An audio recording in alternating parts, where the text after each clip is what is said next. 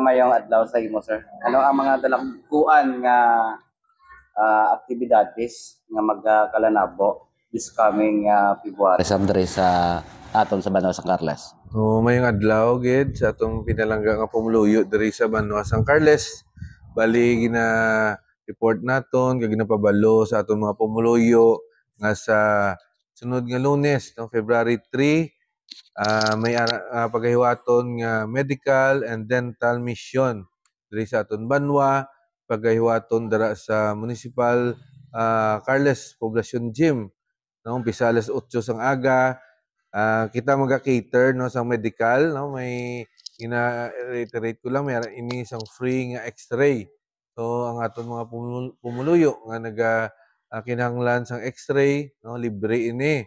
And may ara man kita dental nga services, no, ang ina-clear ko lang gabot lang, no, wala sang cleaning, no, pag gabot sa ngipon libre man, no, nga pagahiwaton sa Lunes, no.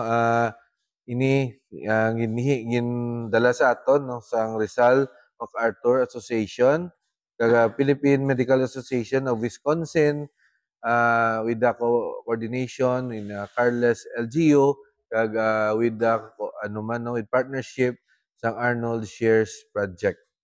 So inaimbitahan ko kamo tanan sa Lunes nga magkadto, first come first serve ini, no. So alas 8 sang aga, kung before alas 8 ara na kamo, mas maayo para kay ang aton i-cater sini is 300 to 500 clients, no. So after sang sina basi hindi na ma-accommodate, so first come first serve, no. Abay pa, no, nga temprano kamo, no, magkadto sa unang adlaw para makasulod kamo, no, sa aton pag i-service ng for medical and dental mission sa unang adlaw. After sina Vice, ano ang next activities? So sa sunod, no, gusto ko man ipabalo sa aton mga pumuluyo nga sa March 8, 2025, magahiwat kita sa aton first quarter bloodletting activity. Sa aton na permi nga na balaan, may ara kita mga pumuluyo nga gakinanglan sang dugo. Kung ma-hospital sila, so kita naga-request lang, no, sa Philippine Red Cross to our Philippine Red Cross coordinator, no, Sir Paulo Basinilio, nga makikita sa referral. Kaga wala gid kita ginapaslaw sa Philippine Red Cross tungod nagahiwat kita diri sang aton nga blood donation, every regular blood donation diri sa aton nga Banwa. So hangyo ugid, no, labi na gid sa mga barangay opisyalis naton kag sa mga blood donors naton, no, nga regular blood donors naton nga mag-donate naman, no, sang dugo sa March 8, 2025, 8 AM gihapon sa Municipal Covered Gym.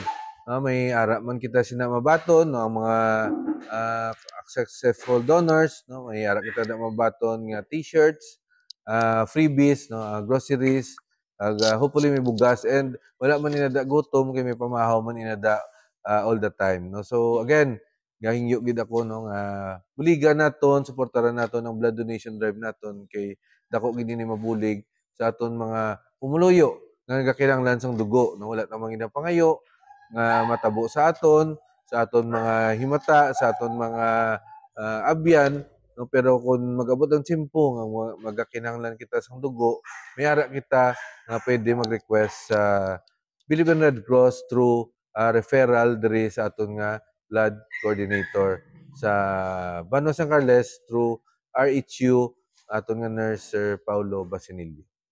With this information and invitation, siguro Vice, thank you good ka, God bless sir. Madamo gyud nga salamat kag magkita ay kita, no, adlaw-adlaw, initanan, no, ginaubra naton, no, sa pagpadayon, sa pag-ugyon para sa aton masunod generasyon. Madamo gyud nga salamat and God bless aton tanan. Thank you.